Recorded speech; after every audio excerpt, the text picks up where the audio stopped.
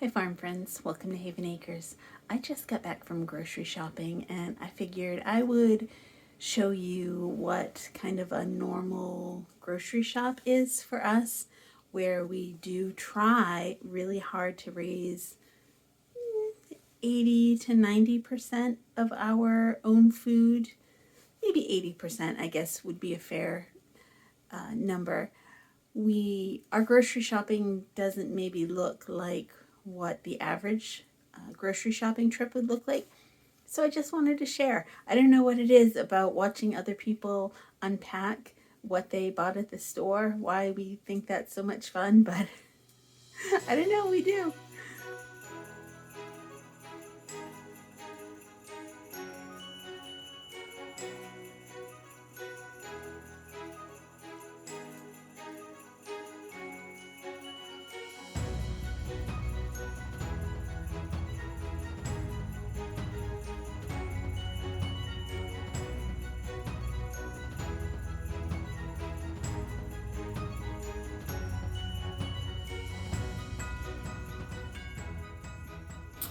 All right, first things first, we have just had a stretch of 3 days with no power, which for many people that would mean their next time at the grocery store would be restocking for things.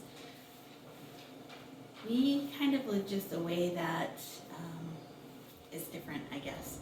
So I try and keep our pantry stocked up. Everything that you see here, other than the dairy, I really didn't need. However, as I empty the last flour or the last flour that I'm comfortable with into the tub, I put that on the list. Buy another flour. As I dump the sugar into the container that I'm going to use, buy another sugar. It's just one of those things that I do, a way to keep my pantry stocked.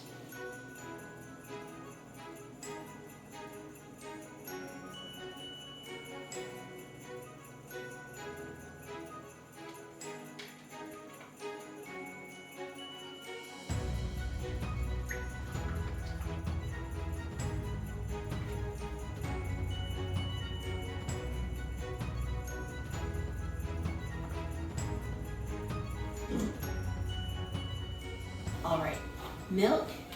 No, we do not really need 3 gallons of milk. However, I am going to take one of these gallons of milk and turn it into yogurt.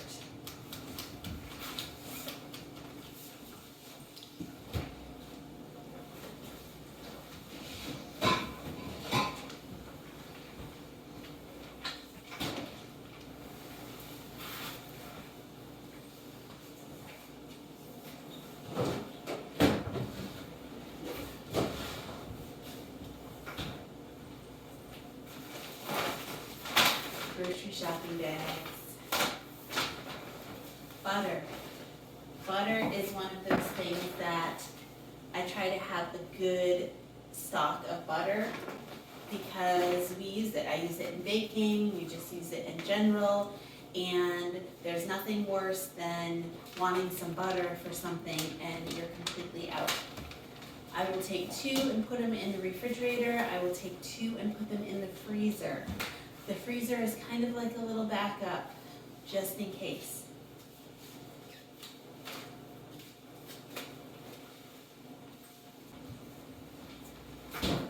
Bonus!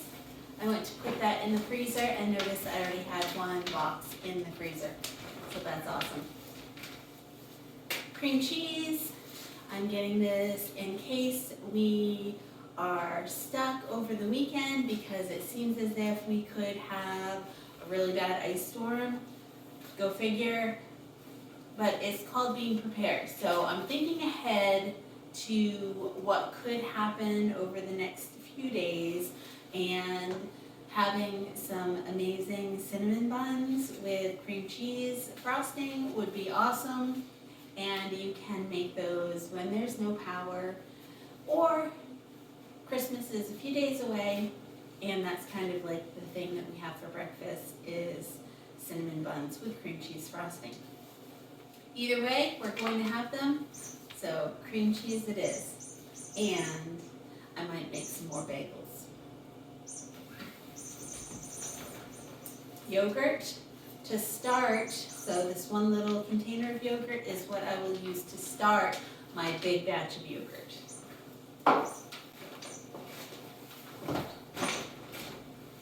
Ice cream, because we have a problem in this house. Well, I mean, it's not a problem, but we like ice cream.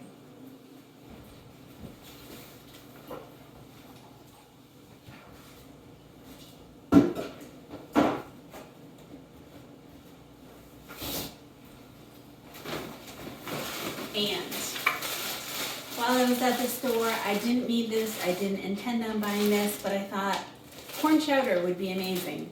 So I'm going to plan on having corn chowder within the next few days. I might make it today.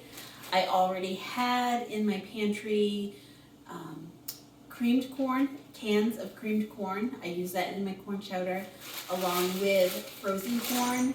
I also have already some evaporated milk. I did buy some more today. Onion, I have. Potato, I have. Canned creamed corn, I had. Milk, I already have. I really just needed some frozen corn and then some bacon or some bacon ends or salt pork is always a great addition to the corn chowder that I make. And I'm not sure that we have any of that, but it's going to be fine even without it. Sometimes I grate in some carrot. I tend not to. That's, you know, I'm a die-hard, just straight up corn chowder kind of a girl. But Jesse's mom always put carrot in hers, so sometimes I do that just, you know, just because.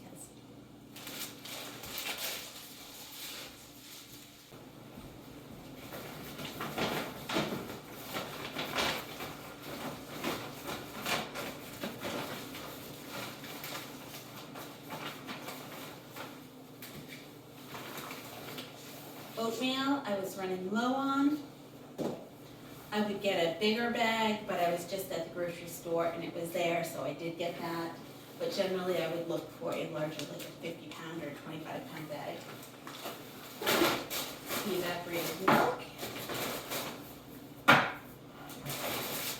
totally splurged on oyster crackers for the corn chowder. These oyster crackers are ridiculous in price and I will probably not buy them again. I can make saltine crackers. I have made them. Are they great? No. Would they do in a soup or a chowder? Yes. But I splurged. This is going to be a shock. Brownie mix. It's one of those things. A stocked pantry doesn't have to mean homemade everything. And I stock our pantry with boxes of brownie mix when they're on sale because to add some eggs and oil and water and have a dessert, you know, within minutes, that's the way to go sometimes. So, a couple of more brownie mixes for the pantry shelf. Cream of tartar. Honey, which someday we'll have our own honey, but I needed some right now to add to our fire cider that we have started. And although I would rather support our local bee guy, I was there. It's the trap, you know, it really is the trap of supporting local or like convenience. I went with convenience today. Chocolate chips, they had on sale $2.50 for a bag of chocolate chips. So I got a couple. Hefty bags, complete waste of money, absolutely. However, we are still processing our last 3 pigs right now, and we use those when we cure our bacon, English bacon, Canadian bacon, ham steaks. So we need those for that process. Waste of money. But bacon is good, isn't it?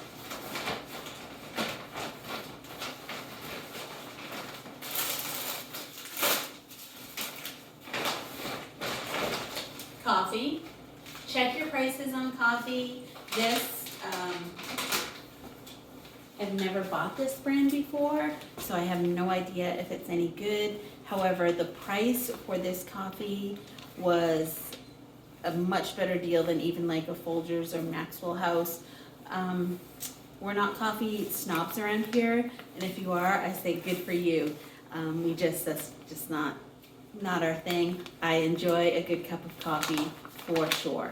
It's just not in our budget. We spread things out differently, right? So I don't know. Hopefully it's good.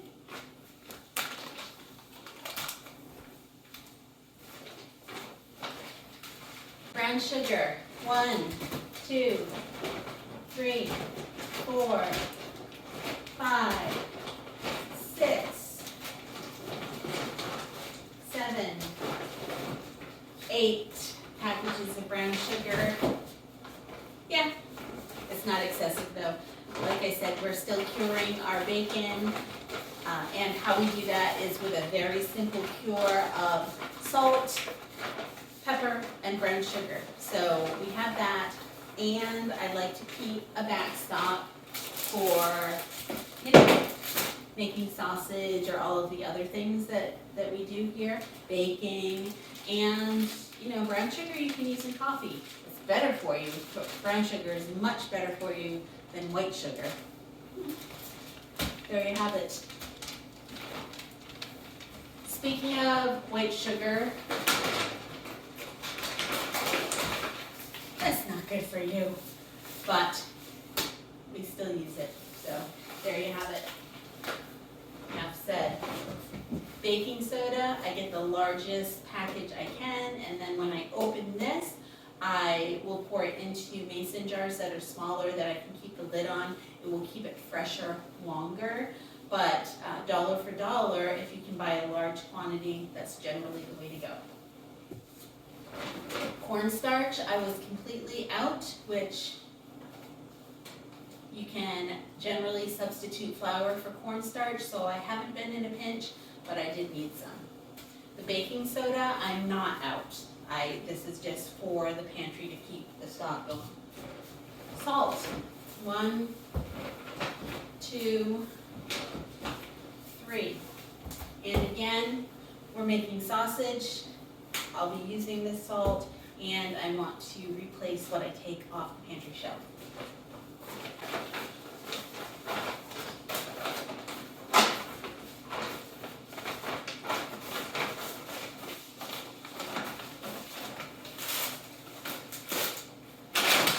Cat food, because the cats want to eat. They are barn cats. Well, that's a lie. They're house cats. They're indoor-outdoor cats. They spend a lot of time in the barn. They are great mousers, but we do feed them, and they like to eat. And now that it's winter out, there are far fewer rodents for them to catch. So, I don't want to run out of cat food or dog food or any other food for our animals. So I try to stay, when I take these big bags and I empty them into buckets to keep it fresher, more fresh. And as soon as I do that, I like to get another one. So I always have one on backstock. That way, if something happens and the roads are impassable like they were recently, or that they might be this weekend, I don't have to panic and think, how am I going to get cats food? And I'm here to tell you, I wouldn't panic, because our cats would be eating tuna fish or ground beef or turkey or chicken, or there's plenty of other things that we have available that they would eat. I would definitely not panic. However, it's nice to know that you have a backstock of your dog food and cat food, bird food, whatever it is, whatever pet you have, to know that you have another one right in line. When you get rid of one, you get another one, or get another 2. Flour, again, I'm just replacing things as I open them for my pantry. We're not out of flour. Toilet paper. Y'all, first of all, I cannot believe I just used the word y'all. I'm a northern girl.